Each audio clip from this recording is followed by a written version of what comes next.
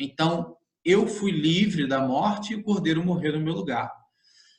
O corpo do cordeiro era preparado, separado sua gordura, tal, e era queimado no altar do sacrifício, que é esse altar aqui pegando fogo. Aqui o corpo do cordeiro imolado era queimado como uma oferta queimada ao Senhor, né? Na Bíblia existiam ofertas a Deus, e quando eram ofertados sacrifícios e Deus o aceitava, oferta queimada é um símbolo de oferta aceita.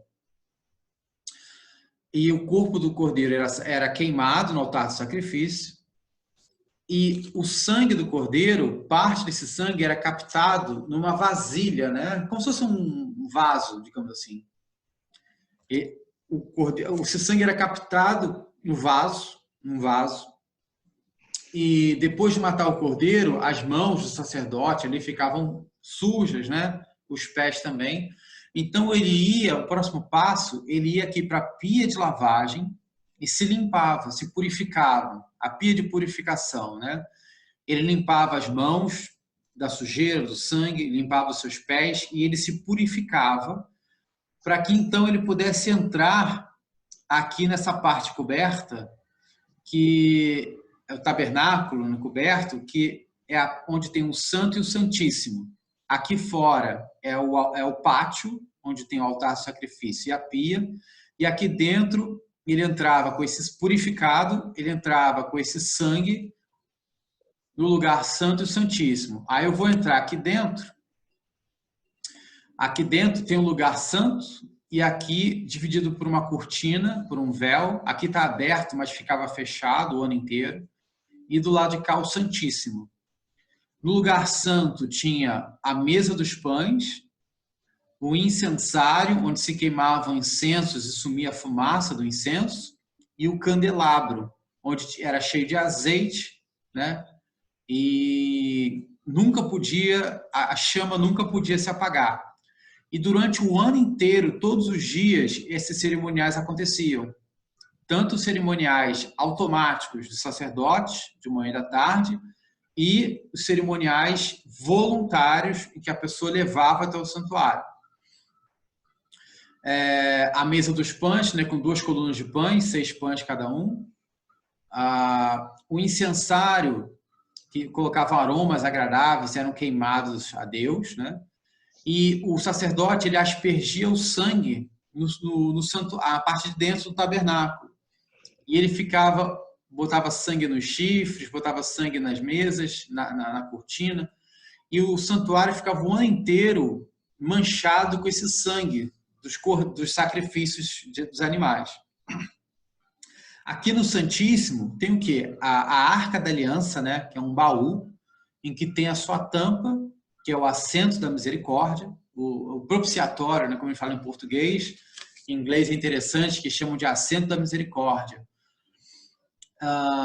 E 2 querubins alados, voltados para dentro da arca, né? Aí a arca era tampada. Dentro da arca tinha o quê? As 2 tábuas com os 10 mandamentos, que é a lei moral de Deus, né? A vara de Arão, que era um símbolo de autoridade. Quem tiver esse cajado, essa vara na mão, tinha direito de julgar e de reinar. Um pote de maná especial ficava guardado dentro da Arca da Aliança.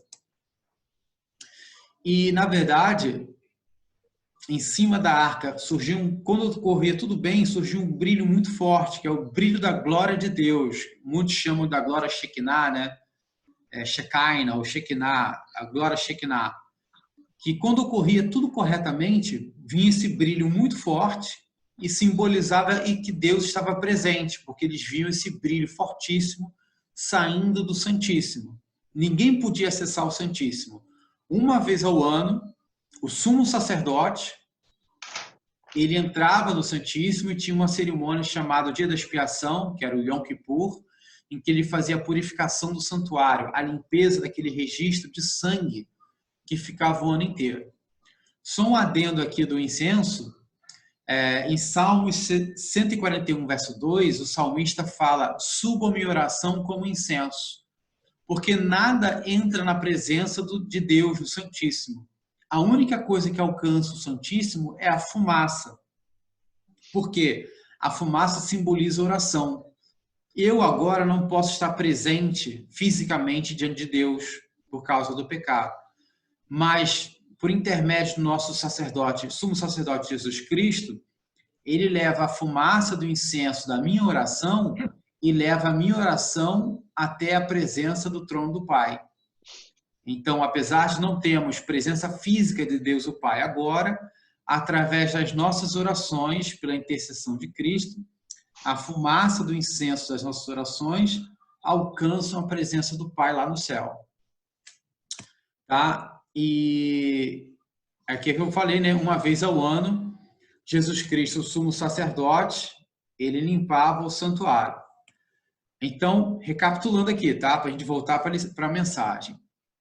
O santuário existia o pátio, o altar do sacrifício, a pia de lavagem, e aqui dentro, mesa dos pães, incensário e candelabro, o menorá, né? No lugar santo, e no lugar santíssimo, a arca da aliança, com os 10 mandamentos, os 2 querubins alados voltados para dentro. Quando tudo ocorria certo, surgiu um brilho fortíssimo no Santíssimo e as pessoas viam que Deus estava presente. Ok? Isso foi só um supletivo aqui, um resuminho da função do santuário, para a gente entender o que significava o santuário. O santuário, ele é uma chave que destrava, descodifica a Bíblia. E a gente começa a ver que a Bíblia é escrita em linguagem de santuário. Eu vou ler aqui da própria tela, tá? Em Salmos 63, verso 1 e verso 2, assim revela o salmista: ó Deus, tu és meu Deus forte. Eu te busco ansiosamente. A minha alma tem sede de ti. Meu corpo te almeja como terra árida, exausta, sem água. Assim eu te contemplo no santuário, para ver a tua força e a tua glória. Então, o brilho da glória de Deus era possível ver no santuário. Agora eu vou perguntar aos irmãos aqui. E pode até abrir o microfone quem quiser. O que é a glória de Deus? Vocês sabem? Eu pergunto isso 1000 vezes e eu vou morrer fazendo essa pergunta. Até Jesus voltar. O que é a glória de Deus? O caráter. Ó, o Simval revelou que é o caráter. Mas vamos fazer o seguinte. Eu quero falar. Ok, por favor? Lucélio. Vamos lá, Lucélio. Ó, eu estou convencido de que o caráter, com certeza, retrata a glória de Deus, mas é mais do que isso, certo? Não é só isso. Não, não é só isso, sim. Só isso que eu queria acrescentar. Wilson levantou a mão, o Henrique. Eu não sei se ele quer falar. Ele levantou a mão aqui. Wilson, você quer falar? Pode. Fica à vontade, gente, por favor. Alguém quer mais falar? Posso continuar? Sim. Então, olha só. A gente vai aprender rapidamente. O que é a glória de Deus, né? Para a gente voltar à lição. Isso é bem fundamental. Lá em Êxodo 33, verso 18, Êxodo 33, verso 18, Moisés pergunta a Deus. Moisés está diante de Deus e faz uma pergunta muito profunda. Então, Moisés falando, né? Êxodo 33, verso 18. Então ele disse: rogo-te que me mostres a tua glória. Essa foi a pergunta que Moisés fez a Deus. Olha o que o Senhor respondeu a ele. Respondeu-lhe: farei passar toda a minha bondade diante de ti, e te proclamarei o nome do Senhor. Terei misericórdia de que eu tiver misericórdia, e me compadecerei de quem me compadecer. Então, repara que Moisés fez uma pergunta para Deus: Senhor, me mostra a sua glória. E Deus ia revelar a Moisés a sua bondade, o seu nome, a sua misericórdia, e que ele teria compaixão. Em Êxodo 34, a partir do verso 5, essa tal de glória de Deus vai passar diante de Moisés. E Moisés, protegido, ele vai ver só de costas um lampejo, um pouquinho dessa glória de Deus, porque diante da glória de Deus ele seria destruído, mas protegido ele vai ver um pouco dessa glória de Deus. E olha o que passou diante dele. Êxodo 34, verso 5. Tendo o Senhor descido na nuvem, ali esteve junto dele e proclamou o nome do Senhor. E passando o Senhor Deus por diante dele, clamou: Senhor, Senhor Deus, compassivo, clemente e longânimo, e grande misericórdia e fidelidade, que guarda a misericórdia em 1000 gerações, que perdoa a iniquidade, a transgressão e o pecado, ainda que não inocente culpado, e visita a iniquidade dos pais nos filhos e dos filhos, até a 3ª e 4ª geração. Se vocês repararem, o que passou diante de Moisés foi Deus proclamando o seu nome e declarando a ele características da sua glória, mostrando que ele é compassivo, que ele é clemente, que ele é longânimo, que ele é grande em misericórdia e fidelidade, que ele perdoa, mas ele não tem um culpado para o inocente. Então Deus é justo também. Ou seja, o que passou diante de Moisés foram traços daquilo que Deus considera a sua glória. Glória é uma coisa muito profunda, mas, resumindo, é aquilo que Deus valoriza acima de todas as coisas. E é o motivo pelo qual ele é adorado pelos seus súditos, pelos seus servos, pelos seus anjos.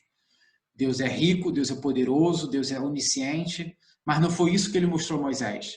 Ele mostrou traços do seu amor e falou do seu nome, que é a reputação do seu caráter. Porque a glória de Deus, ela principalmente é o caráter de Deus, são seus valores morais, sua misericórdia, seu amor e seu nome. Por quê?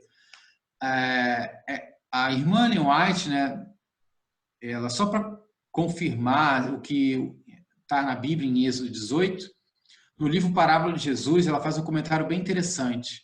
Parábola de Jesus, página 68, a nossa comentarista aqui, abençoada, a irmã White, ela comenta assim: em Cristo, nele, está comprovada a glória do Pai, a plenitude da divindade. É o resplendor da magnificência do Pai, que é expressa a imagem de sua pessoa. A glória dos atributos de Deus é expressa em seu caráter. Então, no caráter de Cristo, nós vemos os atributos da glória de Deus da forma clara, porque Cristo revela o caráter de Deus, o seu amor, a sua glória, na forma humana, para que nós possamos entender. Deus é muito grande para a gente, mas Deus se revela pelo seu Filho, e ao olhar Jesus, nós entendemos o amor de Deus, nós entendemos a misericórdia de Deus e a sua justiça, e nós vemos, não na sua forma total, mas nós vemos de uma forma humana a glória de Deus. Agora, para a gente voltar aqui à mensagem do santuário, lá no Salmo 63, que a gente leu antes, né? Que assim eu te contemplo no santuário para ver a tua força e a tua glória. Então, o santuário revelaria algo do caráter de Deus. E olha só, é interessante porque lá em Êxodo 25, verso 8, eu vou ler aqui da tela, Êxodo 25, verso 8, o que Deus revela ao povo, a Moisés, ao povo lá, ao povo hebreu no deserto? Que vocês me farão um santuário e habitarei no meio deles. Então, o santuário era a forma em que Deus pudesse habitar no meio do povo de Deus, no meio do povo. E é interessante porque em João 2, verso 19 e 21, olha o que Jesus fala. Quando Jesus estava com os fariseus diante do templo, respondeu-lhes Jesus e disse-lhes: derribai este templo, em 3 dias o levantarei. Disseram, pois, os judeus: em 46 anos foi edificado este templo, e tu o levantarás em 3 dias? Mas ele falava do templo do seu corpo. Então Jesus, ele compara o seu corpo a um templo, a um santuário. Jesus fala que o seu corpo é um templo, um santuário. Em Mateus 1, 23, vocês conhecem muito bem, em que Maria, né, daria à luz a um filho e chamá-lo pelo nome de Emanuel, que é Deus conosco. E o santuário era o que Deus projetou para que Deus pudesse habitar no meio de nós. Se Jesus é Deus conosco e o santuário era para que Deus habitasse no meio do povo, é porque Jesus Cristo, ele é o santuário de Deus conosco. Cristo é Emmanuel porque Cristo é o santuário celestial, ou seja, é Deus habitando entre nós, usando, digamos assim, um corpo que é um santuário. E Deus habitou no meio de nós. Então, Cristo, o santuário, fala de Jesus numa forma de parábola. Não, obviamente, não é que Cristo é literalmente um santuário, mas o santuário é uma aula, é uma forma didática desse grande professor celestial, que é nosso querido Deus o Pai. Como é que eu vou ensinar esse povo a me entender? O santuário, ele era uma aula de Deus. E ele simbolizava a presença de Deus e simbolizava Cristo habitando entre nós. Era uma forma que Deus usou para nos ensinar sobre a sua santa presença. Porque lá em João 1, verso 14, é um verso muito famoso. João 1, verso 14. Vamos ver se esse verso ele tem mais poder agora. E o verbo, né, que é o logos, ou a palavra, e o verbo se fez carne e habitou entre nós, e vimos a sua glória, como a glória do unigênito do Pai, cheio de graça e de verdade. E o grego que foi traduzido como habitou é o grego skenó. Skenó vem de skene, que é tenda ou tabernáculo. Então, na verdade, quando o João fala que o verbo se fez carne e habitou entre nós, é o verbo skenó entre nós. Ele levantou o seu tabernáculo, ou digamos, tabernaculou, levantou a sua tenda entre nós. Porque Cristo é o verbo se fazendo carne e levantando o tabernáculo de Deus conosco. E vimos a sua glória. E o que é a glória de Deus? É o seu caráter. Então, quando o santuário de Deus, que é que Jesus habitou entre nós, nós vimos o caráter de Deus. Nós sabemos que existe Deus o Pai, Deus o Filho, Deus o Espírito. São três consciências, três pessoas, digamos assim, que formam um único Deus. E foi Deus o Filho que se fez carne e levantou o seu tabernáculo conosco para que nós pudéssemos ver a presença de Deus conosco, o amor de Deus, a justiça de Deus, a misericórdia de Deus, o santo caráter de Deus. E agora nós conhecemos Deus porque conhecemos Cristo. Porque Cristo é o santuário de Deus. Quem quiser ir falando alguma coisa, Alan, peço que você gerencie aí, porque eu só consigo ver 4 pessoas aqui. Então, peço que você me guie se alguém quiser interromper. Sim, pode Como deixar. assim? Obrigado, irmão. Porque como assim Cristo é o tabernáculo de Deus? É o santuário de Deus. Jesus, ele é... Quem é Jesus? Esse aqui é o santuário, né? E os itens do santuário. O altar do sacrifício, a pia de purificação. Entrando no lugar santo, nós temos a mesa dos pães, o incensário, o candelabro, a arca da aliança com os 10 mandamentos e o brilho da presença da glória de Deus.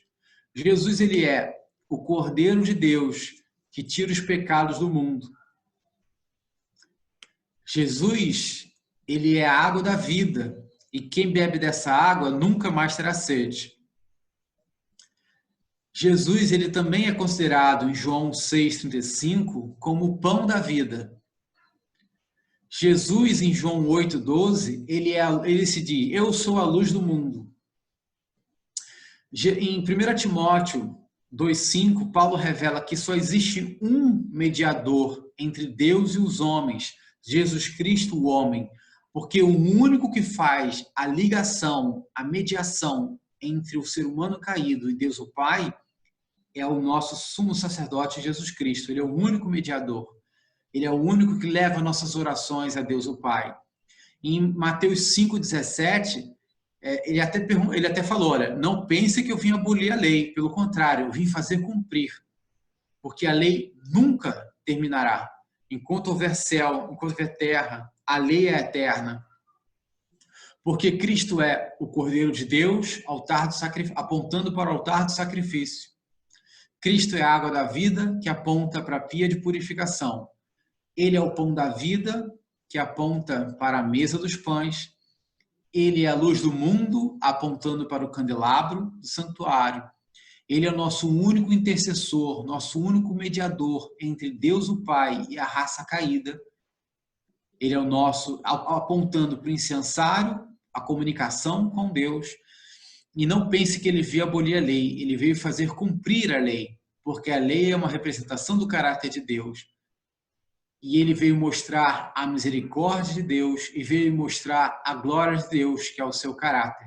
Então, no santuário, você vê que os itens do santuário, eles apontam para Jesus. Eles são uma aula de Deus falando de Cristo para nós.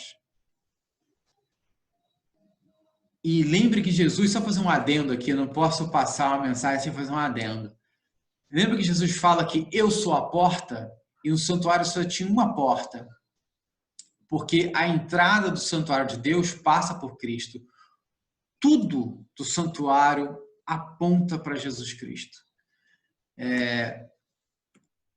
E como é que foi a vida de Jesus? Será que a gente vai parar por aqui? Só isso que o santuário tem a dizer? Olha só como foi a vida de Jesus.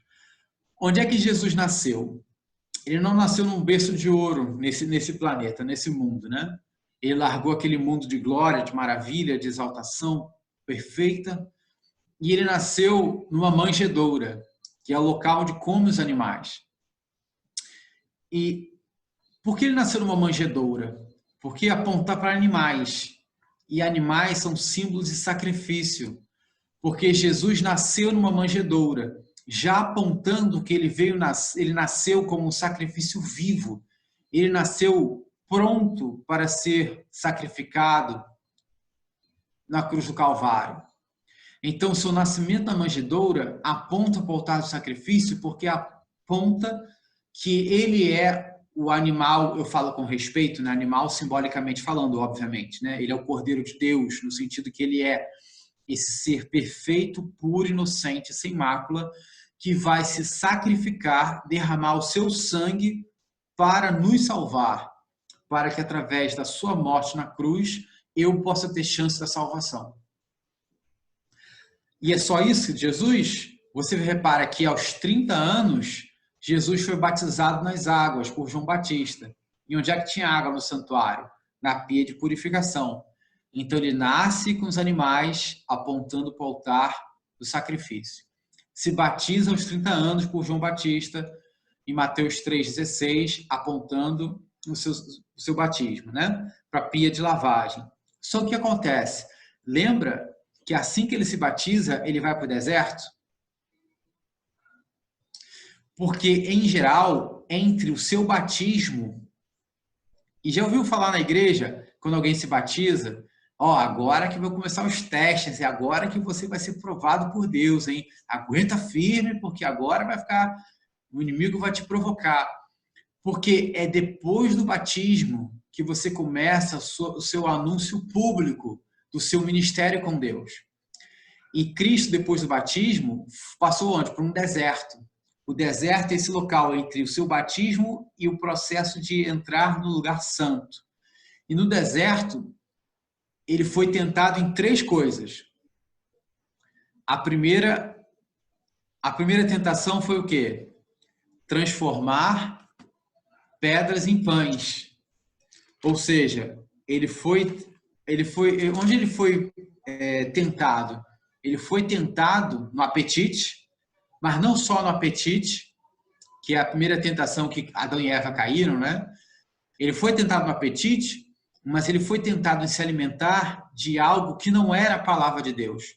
E como é que Jesus se defendeu? Como é que Jesus se protegeu e nos mostrou como nos proteger? Ele falou, está escrito, não só de pão viverá um homem, mas de toda a palavra que sai da boca de Deus. Então você vê que ele foi tentado na mesa dos pães. Ele foi tentado em se alimentar de algo que não era o assim diz o Senhor. Porque pão é um símbolo da palavra de Deus. E qual foi a segunda tentação? Lá em Mateus 4, ainda em Mateus 4, na segunda tentação, Mateus 4, verso 5. Então o diabo levou a cidade santa e colocou sobre o pináculo do templo, como se fosse o lugar mais alto do templo.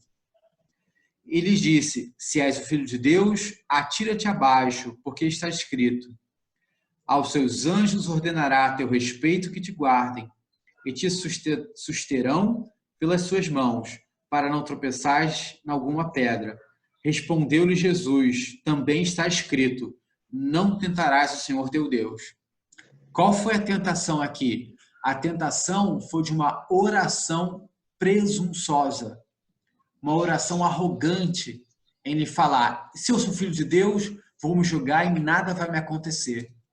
Então ele foi tentado aonde? No altar do incenso, que é um símbolo de oração, de comunhão, conexão com Deus, comunhão, conversa com Deus, né? Ele foi tentado em oferecer uma oração presunçosa, já que ele era o filho de Deus, já que ele era, né, tão santo assim, então se joga para mostrar que você é tão santo como você diz. E ele venceu, ele não perdeu nessa oração presunçosa. E aí veio a terceira tentação, em que o inimigo falou? Olha, ele mostrou toda a glória, todo o brilho, a exaltação, a adoração desse mundo, né? E falou: tudo isso te darei, se prostrado me adorares. Aí eu penso assim, poxa, será que Jesus, santo, perfeito, ele seria tentado por coisa tão simples como riqueza e fama mundial? A tentação de Satanás não foi só essa. Satanás sabia da missão de Cristo. Ele sabia que Cristo veio resgatar o coração da sua igreja. E qual foi a tentação de Satanás? Eu sei, Jesus, que você veio buscar a humanidade. Eu sei que você veio buscar o coração do teu povo. Mas todos eles pecaram, todos eles comem na minha mão. Se você prostrado me adorares, eu faço que a humanidade inteira te siga e te adore, sem que você passe por onde? Pelo altar do sacrifício. Ou seja, Jesus, eu te dou o coração da humanidade e eu faço todos eles te seguirem, sem que você morra na cruz do Calvário. E aí ele expulsa Satanás falando: para trás de mim, Satanás. Ao Senhor teu Deus adorarás e só a ele prestará culto. E aí Satanás foi expulso. Repara que essa bronca que ele deu a Satanás, retira-se Satanás, ou para trás de mim, Satanás, foi a mesma bronca que ele deu, a Pedro, quando Jesus disse que ia morrer, e Pedro falou: não, Senhor, não aconteça isso contigo. E Jesus falou: para trás de mim, Satanás. Por quê? Jesus sabia que tinha que morrer para completar o plano da salvação. E a tentação foi que ele foi tentado no candelabro para adorar Satanás sem ter que passar pelo altar do sacrifício. E ele venceu a tentação. E aí, depois que ele vence a tentação no deserto, em Mateus 5, ele sai para fazer o sermão da montanha e mostrar a lei de Deus, que é o amor de Deus, e a misericórdia, junto com a misericórdia de Deus, no sermão da montanha. Então, cada item do santuário aponta para a missão de Cristo, para a sua vida, e vai apontando para o seu ministério. Você repara em que as feridas de Cristo, em Isaías 53, verso 5, assim diz Isaías: mas ele, Cristo, o Messias, foi ferido por causa das nossas transgressões e moído por causa das nossas iniquidades. O castigo que nos traz a paz estava sobre ele, e pelas suas pisaduras fomos sarados. E se você reparar bem, Jesus foi pregado nos pés, ele foi pregado na mão esquerda, foi pregado na mão direita, ele recebeu uma coroa de espinhos na sua cabeça. E Jesus não morreu das feridas físicas, porque na crucificação você morria durante 2 dias sangrando. E Jesus morreu rápido, proporcionalmente falando. Por quê? Cada item do santuário é uma chaga de Jesus na cruz do Calvário. E o santuário, seus itens, eles formam o formato de cruz. Ele teve seus pés pregados, cada uma das suas mãos pregadas, a coroa de espinhos. Jesus morreu de coração partido pela dor de carregar toda a culpa do pecado humano e de sentir-se separado do Pai, a separação eterna do Pai. Jesus sentiu o que nós chamamos de a segunda morte, porque ele carregou o pecado de todos nós na cruz. E foi tão duro essa separação que o pecado faz entre ele e o Pai, que ele morreu de tristeza com o coração partido, simbolizando a comunhão no altar do incenso, a comunhão, a conexão entre ele e o Pai. E lembre-se, quando Jesus morreu, veio o centurião romano e para confirmar que ele estava morto, furou suas costelas, sua lateral. E saiu o quê? Água e sangue, que era justamente o que tinha na pia de purificação. Então, até mesmo a água e o sangue que sai das suas costelas apontam para a pia de purificação. Cada item do santuário aponta para uma chaga, para uma ferida de Cristo na cruz do Calvário. Isso já estava tudo escrito lá do santuário, que eu repito, o santuário é uma chave que destrava a Bíblia. E você só começa a ler a Bíblia de verdade, você começa a engatar, digamos assim, ler a Bíblia com mais destreza quando você entende a linguagem do santuário. Irmãos, quem quiser fazer um comentário, fala com Alan, levanta a mão para que vocês possam participar também.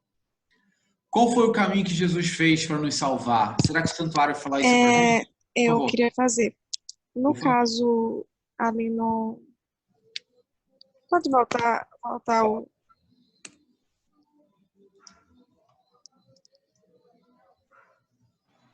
Alô? Oi, tá ouvindo?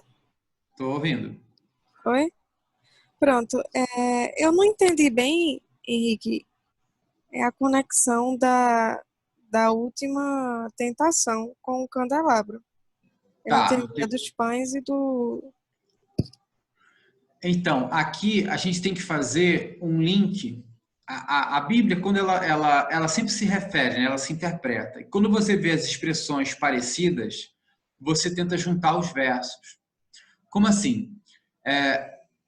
Quando Jesus fala para Pedro, quando Jesus diz a Pedro, Pedro, eu vou morrer, né? E vou ressuscitar no terceiro dia. E fazia parte da missão de Jesus. Ele sabia que ele tinha que morrer. E Pedro, com a melhor das intenções, entre aspas, falou, Senhor, não aconteça isso contigo. O Senhor não vai morrer. E Jesus sabia que Pedro foi usado por Satanás naquele momento. E falou para Pedro assim, retira de Satanás, ou para trás de mim, Satanás. Por que Jesus usou essa expressão, retira-se, Satanás? Ou, dependendo da tradução, para trás de mim, Satanás. Porque Pedro falou o seguinte, Senhor, para cumprir a sua missão, o Senhor não vai morrer. Ou seja, o Senhor não vai passar pela cruz do Calvário. E naquele momento, Jesus sacou, é Satanás falando. E ele expulsou Satanás de Pedro. E essa expressão, retire-se, Satanás, é a mesma expressão que ele usa quando ele se defende da terceira tentação. Se prostrado me adorares, eu te dou a glória do mundo inteiro. E ele falou, retire-se, Satanás. Porque qual é a ideia? Eu sei que você veio buscar a sua igreja. Eu não expliquei uma questão, né? Peço perdão. Lembra que a igreja, em Apocalipse, tem as 7 igrejas, que são os 7... Jesus passa pelos 7 candelabros, que são as 7 igrejas. Agora eu entendi, sim. Perdão, eu agradeço aí pelos adendos. Pode interromper, gente, por favor. Candelabro é um símbolo da igreja. Jesus fala... Alguém quer falar, por favor? Não sei se ajudaria também. Anteriormente, nós vimos que os candelabros, tá, representam Jesus como a luz do mundo, né? E o que Satanás quis dizer, tudo terás se prostrado me adorares, acho que se a gente traduzir, pode dizer assim, apaga a tua luz e me glorifica. Ou seja, ele estava querendo apagar a luz de Jesus para se glorificar. Sim, isso mesmo. a ideia de quem você vai adorar, né? Só que a ideia, eu acho assim que é um palpite meu, eu falo aqui, se estiver errado, Deus me perdoe, mas Jesus era tão santo, tão puro, que tem certas tentações que funcionam com a gente que não funcionaria com Jesus. Exemplo, sei lá, alguém pode te seduzir com dinheiro, com carnaval, com drogas, com álcool, cigarro. E eu respeito, sim, cada um tem sua luta, tá? Cada um tem seus pecados de estimação e cada um tem sua batalha, né, contra o mal com a ajuda de Cristo. Mas eu acho que seria uma tentação muito pequena para um ser tão divino e santo quanto a Cristo. Eu acho que uma das formas de tentação para Jesus ali foi a questão de eu te dou o candelabro, ou seja, eu te dou a tua igreja, o teu candelabro, né? Nós não somos a luz do mundo e o sal da terra também? Então, o candelabro, as sete candelabros são as 7 igrejas, o candelabro é um símbolo da igreja. Nós temos que ser luz para o mundo também. Obviamente, não idênticos a Cristo, Cristo é perfeito, mas como crianças, né? A semelhança do Senhor, nós copiamos Ele mal e porcamente, mas nós crescemos sendo semelhantes a Cristo. Nós também somos um candelabro. E para mim a tentação foi, se você me adorar, eu te dou o coração da humanidade sem que você morra na cruz do Calvário. E ele fala, retira-te, Satanás. Que foi a mesma bronca que ele deu a Pedro, retira-se, Satanás, que o Senhor não vai morrer. Então, para mim eu te dou a humanidade, eu te dou o coração da humanidade, que é a tua igreja, sem que você morra no Calvário. Esse é o link que eu estudei. Mas fique à vontade, irmãos. Obrigado aí pela a participação de vocês. E o Espírito Santo vai guiando a gente. Aqui foram as feridas de Cristo e o caminho que Jesus fez. Será que o santuário fala que o caminho que Jesus fez? Jesus veio do céu, né? Então, eu vou só citar os versos. Quem quiser os slides depois, eu passo os versos para vocês lerem com calma, tá? Em João 6, verso 38, Jesus fala que ele desceu do céu. Então, ele desce, aqui, o mouse vai aparecer, ele desce do céu, ele desce lá do trono de Deus, que o Arca da Aliança é o trono de Deus, lá no terceiro céu. Ele desce do céu, né? E aí ele tem uma vida de oração e intercessão por nós, exemplo, Lucas 6,12, João 17,9, né? aquela oração intercessória famosa de Cristo. Cristo tem uma vida inteira de oração e intercessão. Ele orava para se comunicar com o Pai, intercedia por nós constantemente, apontando para o incensário, a comunicação com Deus. Em João 4,34, Jesus diz que a minha comida é fazer a vontade daquele que me enviou e realizar a sua obra. Jesus se alimentava puramente do assíntio do Senhor, de fazer a vontade de Deus. Jesus, qual foi o seu caminho? Ele deixou a sua luz brilhar no mundo. João 1,9, apontando para o candelabro. Jesus foi batizado aos 30 anos, em Mateus 3,16. E em Mateus 27,35, ele foi crucificado aonde? Lá no Calvário, como um Cordeiro de Deus que tira os pecados do mundo. Então, olha a seta, de cima para baixo, você vê o caminho que Jesus fez para nos salvar. Ele desceu do céu, teve uma vida de comunhão e oração, se alimentou da palavra de Deus e fazia a vontade de Deus, deixou sua luz brilhar, foi batizado e morreu na cruz do Calvário. Então, de cima para baixo, foi o caminho que Jesus fez para nos salvar. E o santuário já revela sobre isso. Agora, o nosso caminho, ele é o contrário. Qual é o nosso caminho? Eu não sei se os blocos estão aparecendo diante de vocês aqui, mas o nosso caminho, Jesus é a porta, né? E a gente começa no arrependimento. No arrependimento, que é o primeiro passo para acessar Jesus, nós aceitamos o seu sacrifício na cruz do Calvário e nós morremos para o nosso antigo eu. Jesus fala, né? Cada um carrega a sua cruz e me siga.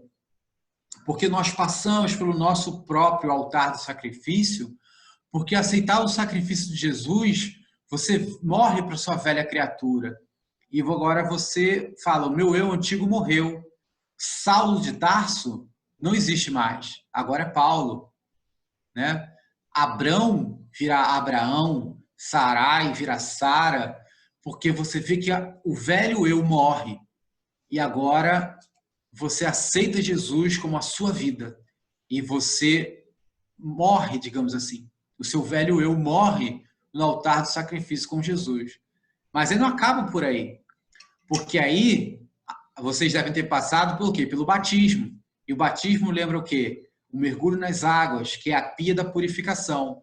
Porque o batismo é um batismo para uma nova vida.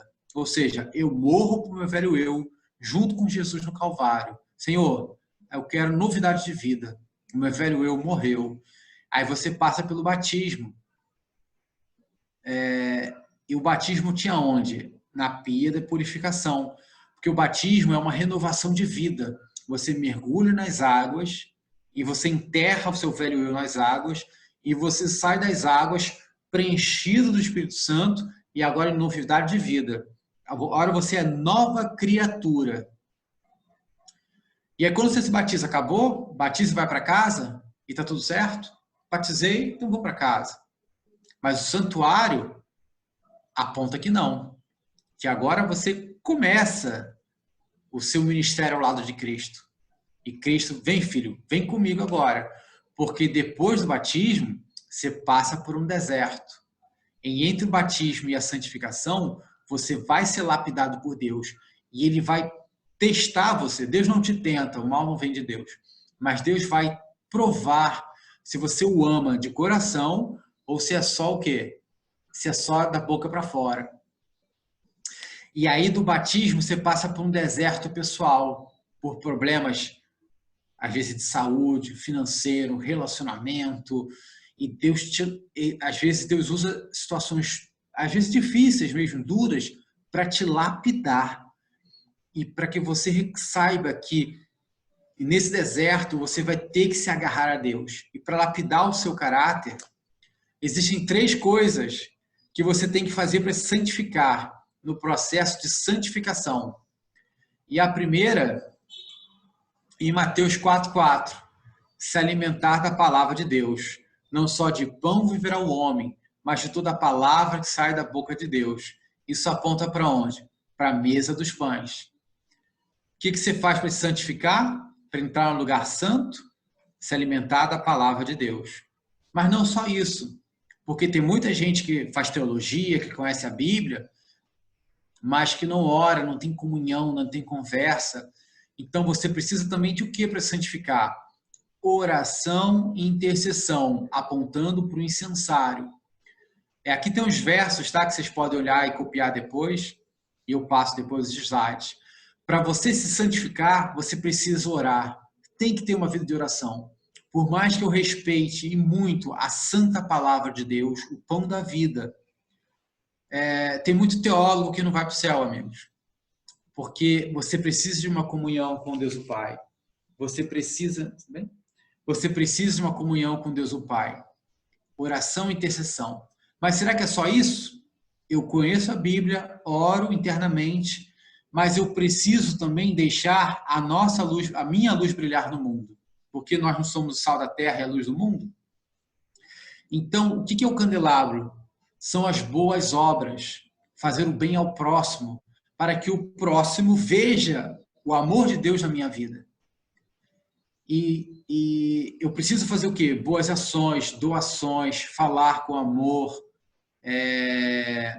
Eu não sou salvo pelas obras, ser bem claro, não somos salvos pelas obras, mas as obras devem ser um efeito colateral de ter aceitado Cristo. Então, palavra de Deus, oração e intercessão e boas obras sendo luz ao mundo. Isso me santifica. E quando eu vou avançando nesse processo, eu vou vencendo o deserto. O que acontece? O Espírito Santo vai escrevendo a lei de Deus nos nossos corações, que é a nova aliança, Jeremias 31, 33. E a lei de Deus é escrita em nossos corações. Nós começamos a refletir como um espelho a glória do Senhor né, de glória em glória, ou seja, um dia de cada vez, nós começamos a refletir um pouquinho do caráter de Deus e nós guardamos seus mandamentos por amor. João 14,15. Se me amais, guardareis meus mandamentos.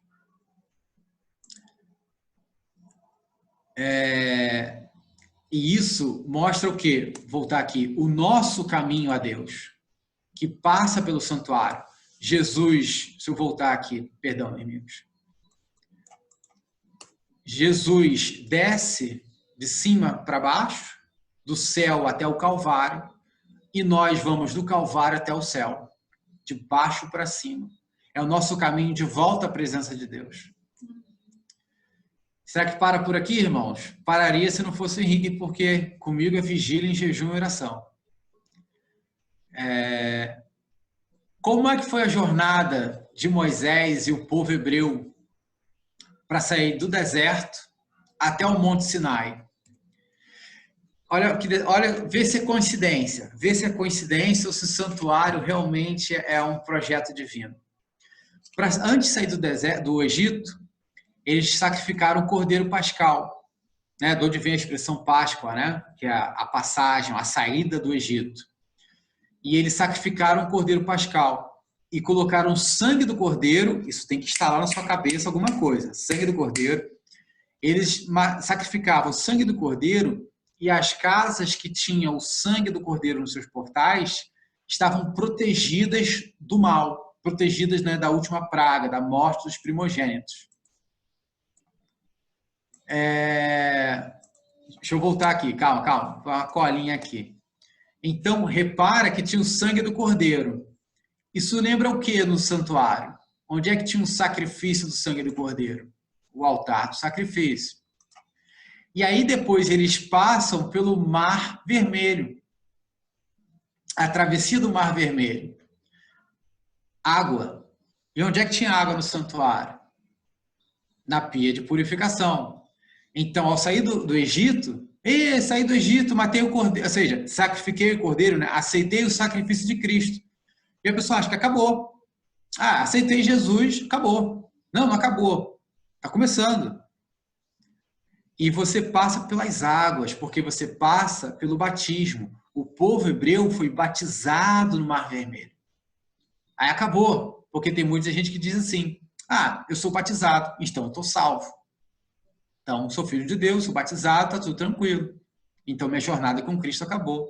Não, sua jornada com Cristo está começando. Porque ao sair do travessia do Mar Vermelho, eles passaram o quê? Por um deserto. Um deserto purificador, um deserto que lapida e muitas vezes dói, tá? Mas é por amor que Deus repreende e castiga aqueles que Ele ama. Apocalipse 3,19. E eles passam por um deserto. E para sobreviver no deserto e santificar no deserto, Deus vai chover o que no deserto? Maná, pão que cai do céu. Mas só isso? Repara que em Êxodo 19, Deus fala para o povo de Israel que, olha, vocês são o meu tesouro precioso, porque vocês são a minha nação santa, o meu sacerdócio real. Por quê? Vocês, povo hebreu, eu vou escolher vocês para serem a minha luz no mundo. Vocês são a minha nação. Por quê? Porque quando um filisteu, quando um moabita, quando qualquer pessoa olhasse para um judeu, vou falar judeu para simplificar, tá? Como é que tinha que funcionar o povo judeu? Povo judeu, quando alguém do mundo olhar para vocês, eles tinham que ver o quê? Amor, carinho, justiça, disciplina, ordem, limpeza, misericórdia, uma família unida, irmãos se amando, saúde física, saúde emocional. Ou seja, eles eram para ser embaixadores de Deus na Terra. Eles eram a luz do mundo. Eles eram o candelabro de Deus no Antigo Testamento. Em Êxodo 19, Deus pede, olha, entrem em meditação, em profunda oração, vê se não tem um pecado escondido aí, e ouve a voz do Senhor, entre em comunhão com Deus em Êxodo 19. Por que isso? O que acontece em Êxodo 20? Alguém quer falar o que acontece em Êxodo 20? É dada a lei. São dados 10 mandamentos da santa lei de Deus. Então você vê que a jornada de Moisés e do povo hebreu até, eu botei terra prometida, não deixa de ser, mas só para simplificar, até o Monte Sinai, você serve o formato do santuário, o cordeiro pascal, altar do sacrifício, o mar vermelho, a pia de purificação.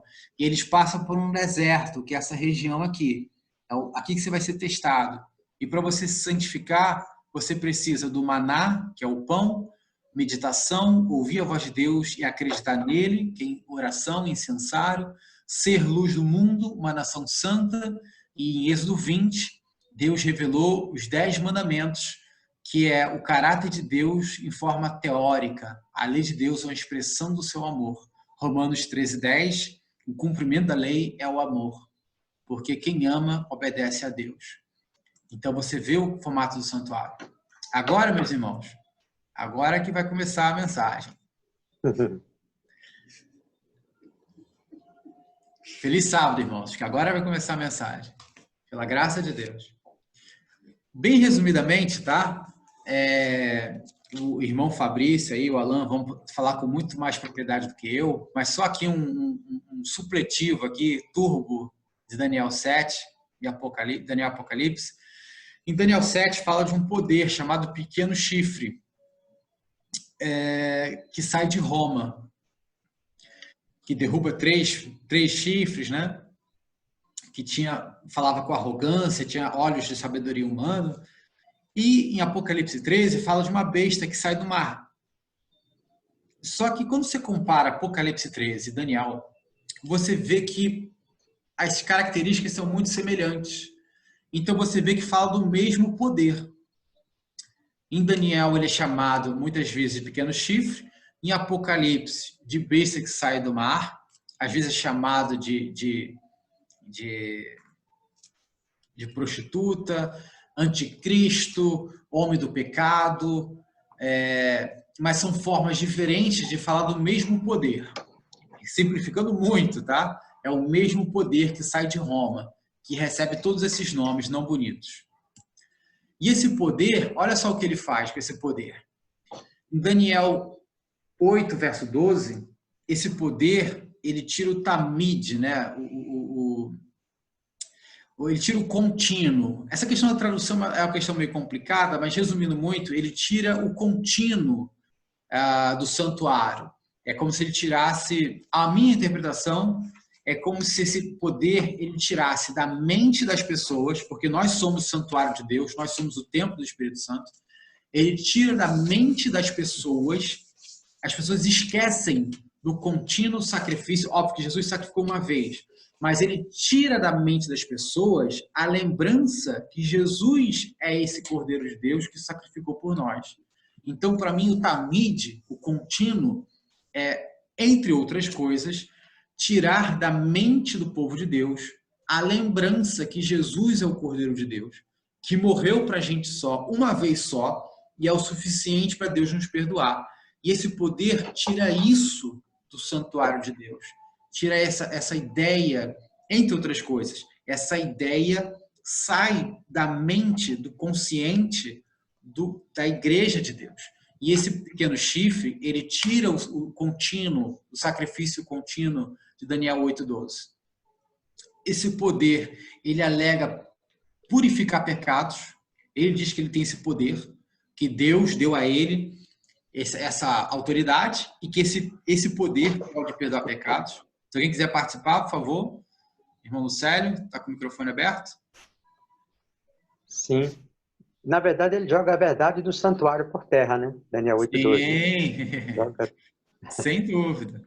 É o que eu falei, quanto mais você vai estudando a Bíblia, mais você vai percebendo que ramifica infinitamente os assuntos. A sua mente começa a pipocar ideias que você vai vendo como é que a Bíblia não se esgota, né? Aqui a gente poderia ficar dias e dias, né? Mas cuidado comigo. Esse poder lança a verdade por terra, e a gente sabe que santifica-os na tua verdade, a tua palavra é a verdade, e esse poder lança a verdade por terra, Daniel 8:12. Esse poder destruirá os santos do Altíssimo, e nós não somos o candelabro de Deus, né? As 7 igrejas, 7 candelabros, nós não somos a luz do mundo, o sal da terra. Esse poder massacra os santos do Altíssimo e impede que a igreja seja luz para o mundo durante 1260 anos, durante tempos, metade de um tempo. Em 2 Tessalonicenses 2:4, esse poder, ele se opõe, tudo que se chama de, ele se opõe contra Deus, ele se coloca como intercessor entre Deus e o homem. Ou seja, não é mais Jesus Cristo que é o único intercessor. Agora você é obrigado a passar por esse poder para supostamente poder alcançar Deus.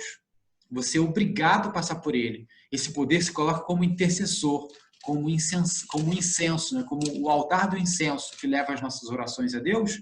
Você é obrigado a passar por esse poder. E não só isso, a gente vai ver depois a questão da intercessão.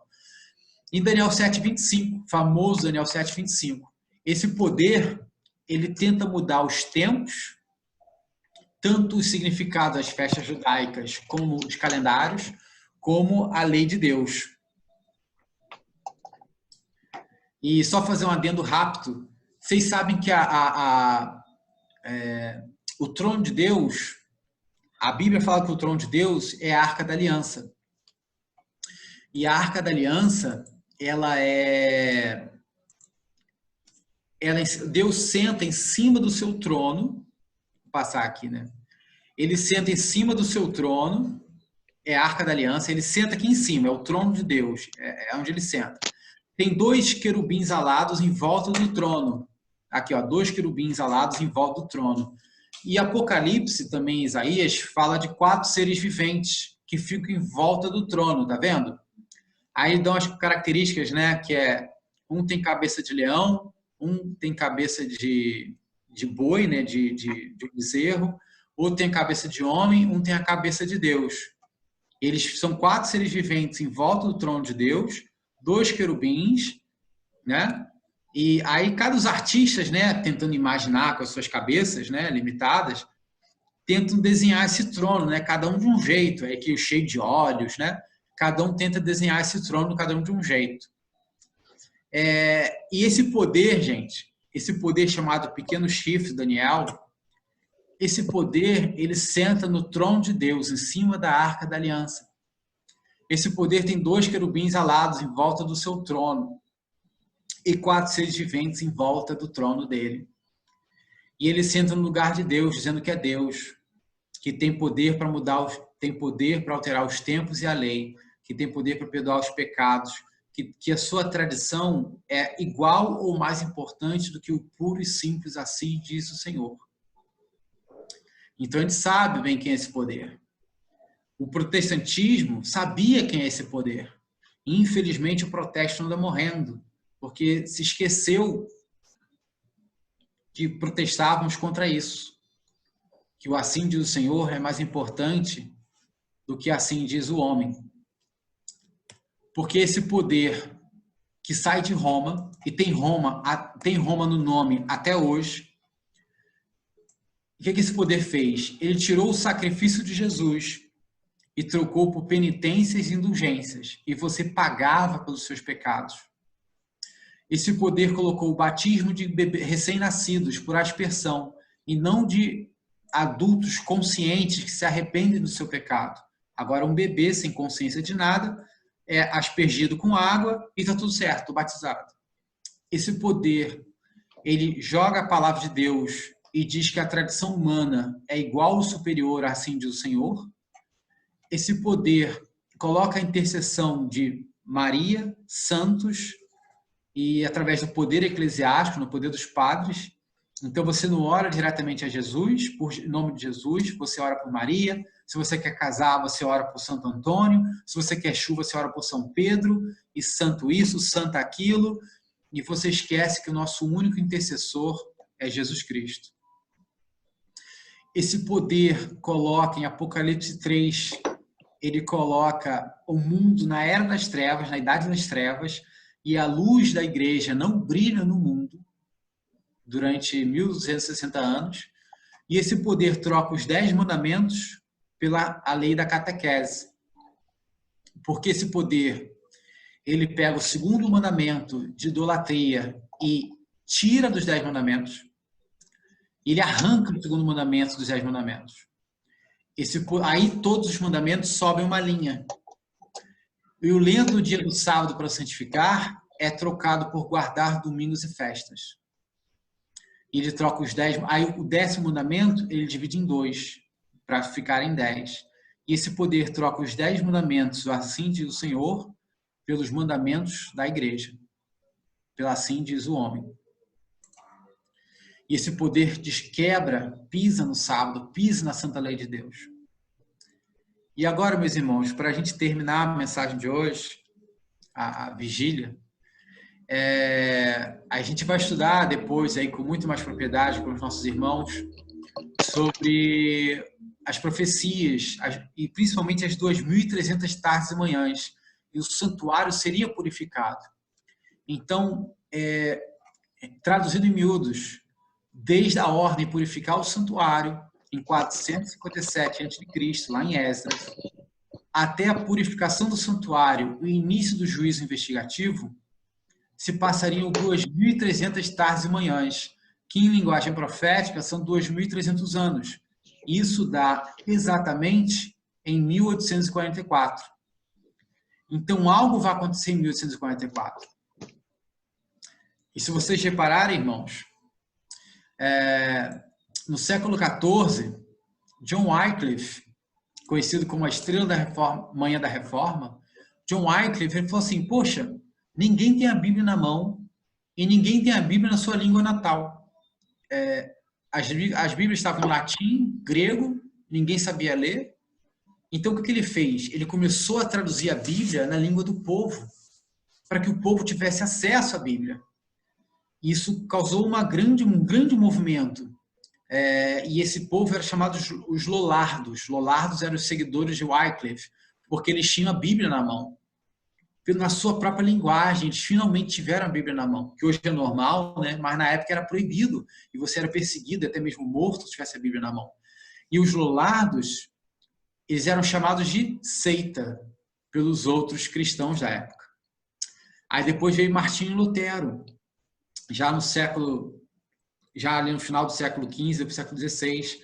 Martinho Lutero, que era um monge católico, e ele falou, poxa, pagar indulgência, pagar pelo meu pecado, eu li em Romanos que eu sou salvo pela fé em Cristo. É o sacrifício do Cordeiro de Deus que faz com que Deus me perdoe. E não uma obra que eu faça, uma boa ação, ou comprar uma indulgência. Você literalmente pagava dinheiro, terra, bens à igreja, e ela te dava uma carta, tipo essa que está na tela, e essa carta era uma carta da igreja que te perdoava os pecados. Às vezes por 90 dias, por um ano, você podia comprar um pecado até adiantado, se você quisesse. E você pagava pelos seus pecados, com penitência e indulgências, ou sofrendo, se dando chicotada, subindo escadaria de joelho. E ele entendeu que não, eu sou justificado não pelas minhas obras, mas pela fé em Cristo. E a justificação pela fé foi sua mensagem poderosa. E somente a fé me salva. Isso restaurou o quê? Restaurou o altar do sacrifício. Porque assim como John Wycliffe, colocando a Bíblia na mão das pessoas, restaurou a mesa dos pães, que é o pão da vida, Martinho Lutero restaurou o altar do sacrifício. Aí depois veio João Calvino, da Igreja Presbiteriana, lá no século XVI, em que ele fala que Jesus Cristo é o nosso único intercessor com o Pai.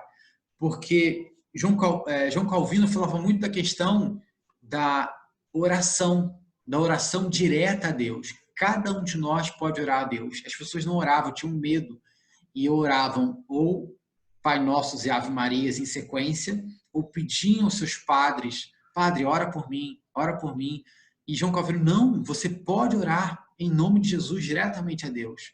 Ele falava, a oração é o antídoto para todas as nossas aflições. E a igreja presbiteriana, ela restaurou o quê? Restaurou o incensário, a oração e comunhão direta com Deus.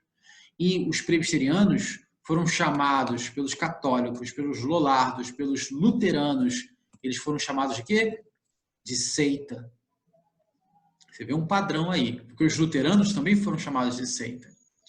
E aí depois veio John Smith e depois Roger Williams, que foram os fundadores da Igreja Batista, e eles falaram assim, batismo de bebê recém-nascido? Não.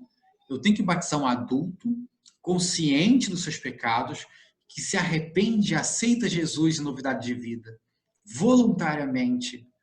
E é o batismo, imersão pelas águas, não a aspersão de gotículas de água benta, mas ele tem que entrar nas águas, porque ele morre no seu velho eu e renasce pelo Espírito Santo, renasce em Cristo Jesus.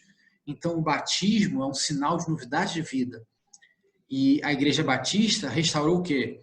Restaurou a pia de purificação, com todo o símbolo que o batismo traz às nossas vidas.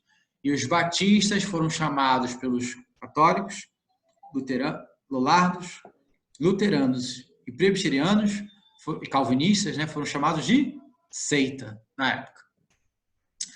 E aí veio John Wesley da Igreja Metodista, lá no século XVIII, ele falava, olha, ponha fogo no seu sermão ou ponha o seu sermão no fogo, porque ele dizia, cuidado, para não ser tragado pelos livros, 1 grama de amor vale mais que 1 quilo de conhecimento. John Wesley, ele exaltava o quê? A questão de você testemunhar, de você viver o evangelho de forma prática, não só dando ênfase no papel do Espírito Santo, em fazer bem ao próximo, mas a ideia de levar o evangelho ao mundo inteiro, porque as pessoas ficavam nas suas cidadezinhas, nas suas igrejinhas, morriam e nasciam ali. E essa ideia de levar o evangelho para o mundo inteiro e que cada um de nós é um evangelista, não só o pastor ou o padre, mas cada um de nós é um missionário de Cristo e temos que levar o evangelho para o mundo inteiro. Isso surgiu com a Igreja Metodista, fortemente com a Igreja Metodista. E ele falava do fervor da oração, do fervor do evangelho, em boas obras, em ir testemunhar a luz de Deus.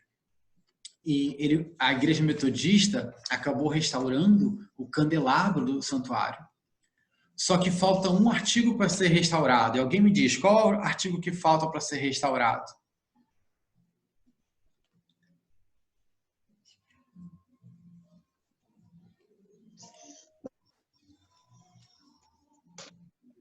Os mandamentos.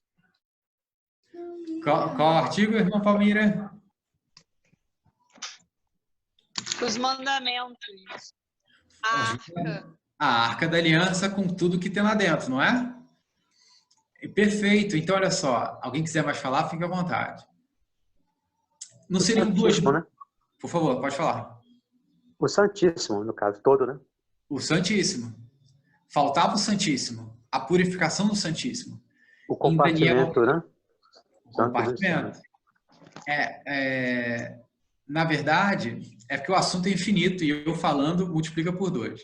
Mas o santuário também revela a progressão da luz em que Deus vai dando ao seu povo.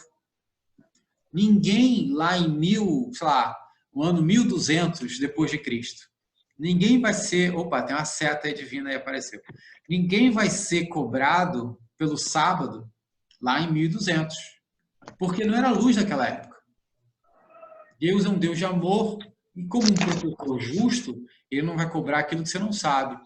Então, o santuário também vai mostrando a progressão da luz que Deus vai dando ao seu povo. Tem Provérbios 4:18, se não me falha a memória. Mas a vereda dos justos é como a luz da aurora, que vai brilhando mais e mais até ser dia perfeito. Então, a luz vai brilhando cada vez mais. E agora vem a purificação do Santíssimo, porque depois de 2.300 tardes e manhãs, o santuário vai ser purificado, será purificado. E o que acontece? Aí veio um fazendeiro batista, chamado Guilherme Miller.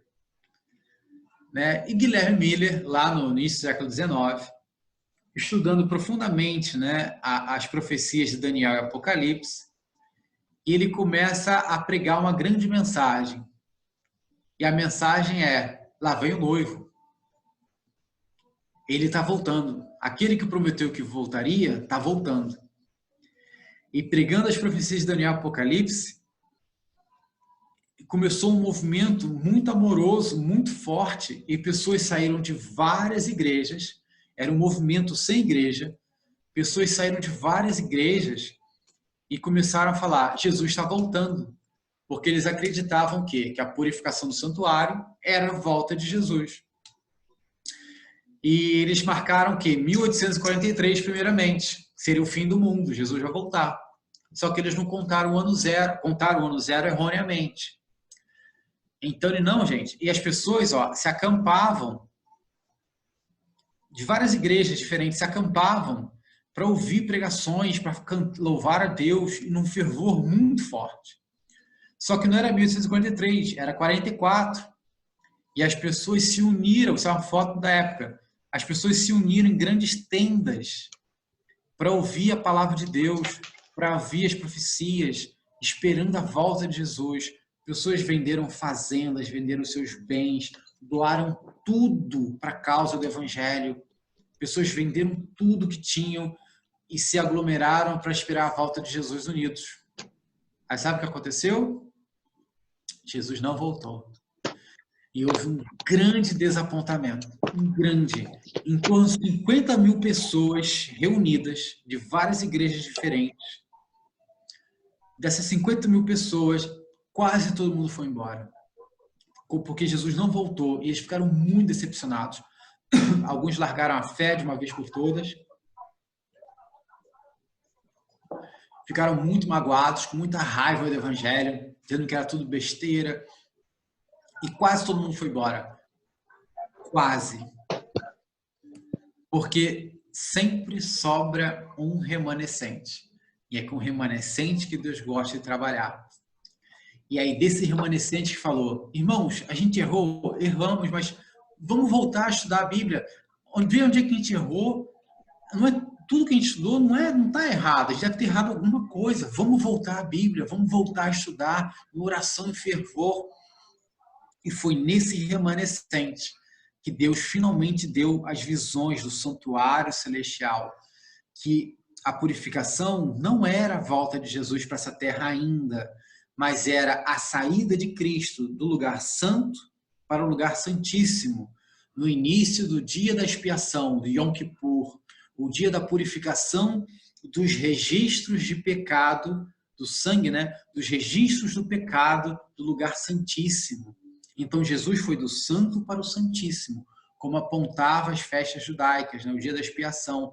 E instalou na mente deles: a gente errou isso, mas a gente está no caminho certo. Não é a volta de Jesus. Ele começou lá no céu o juízo investigativo. E aí eles começaram a pregar fortemente, de maneira poderosa, começaram a voltar a palavra de Deus, e esse grupo pequenininho começou a pregar fortemente. E aí começou um grande movimento, um movimento que surgiu nessa terra para falar: gente, começou o juízo investigativo, temer a Deus e dar-lhe glória, obedeça ao seu Deus.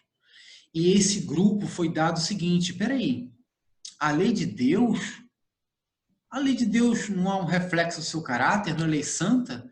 O mandamento não é santo, justo e bom? O cumprimento da lei não é o amor? Então, a lei não foi abolida. O que foi abolida foi a lei cerimonial, na verdade foi cumprida em Cristo, mas os 10 mandamentos é a lei moral de Deus, é nossa obrigação como seus servos de obedecê-lo por amor, não para sermos salvos, mas porque o amamos. Se me amais, guardarei meus mandamentos. E esse povo começou a falar o quê? A lei de Deus está firme e forte. A lei de Deus está valendo. Jesus está voltando. Ele está nos julgando agora. Se preparem porque ele está voltando. E Deus deu a esse povo o espírito de profecia. Deus deu a esse povo um presente. Deus deu a esse povo um conhecimento melhor das profecias para que eles preparassem o caminho para a segunda volta de Jesus. Assim como João Batista preparou o caminho para a primeira vinda de Jesus, esse povo, como segundo João Batista, está preparando o caminho para a segunda volta de Jesus, restaurando todas as verdades do santuário, sua lei, santa lei de Deus, a intercessão de Cristo no Santíssimo, e mostrando que cada item do santuário, como vocês podem ver na tela, cada item do santuário foi restaurado por um movimento protestante. Justificação pela fé, Igreja Luterana. Batismo, Igreja Batista. John Wycliffe, Lollardos, com a tradução da Bíblia na língua do povo. João Calvino, oração direta por Cristo, sem Maria, São Pedro, Santo Antônio, é Cristo, nosso intercessor. John Wesley, vamos evangelizar, vamos pregar com fervor o evangelho e fazer boas ações. E aí, depois de 1844, surge um movimento que restaura a santidade da lei de Deus, do seu santo dia, que é o sábado, que é um entre 10 mandamentos. A restauração da glória de Deus, que é a santidade do seu caráter. E a segunda volta de Jesus, com honra e glória nas nuvens do céu. Porque esse é o último slide, irmãos, da mensagem. A primeira mensagem angélica, e vi outro anjo voar pelo meio do céu, e tinha um evangelho eterno para proclamar aos que habitam sobre a terra, e toda nação, e tribo, língua e povo. E eu pergunto a vocês, por que evangelho eterno? Porque o evangelho, ele era pregado. Mas evangelho sem lei é incompleto. Não existe boas notícias do evangelho em desobediência a Deus. E agora, finalmente, surge um povo que prega o evangelho eterno, porque a lei de Deus é eterna como o próprio Deus o Pai. É uma transcrição do seu santo caráter. E é o nosso dever obedecer à lei de Deus. E agora sim o evangelho está completo, porque inclui toda a mensagem do santuário, e inclui toda a lei de Deus e todos os mandamentos. E aí sim, o Espírito Santo pode habitar em nossas vidas, escrever os seus 10 mandamentos no nosso coração, e nós vamos refletir como um espelho a glória do Senhor, que é o seu caráter. Irmãos, essa é a mensagem de hoje, um pouquinho mais longa do que eu tinha imaginado, peço perdão aqui ao nosso irmão Alain. Eu tentei sintetizar ao máximo a mensagem do santuário, tem muito mais a dizer, mas a gente vai ter a eternidade inteira para estudar.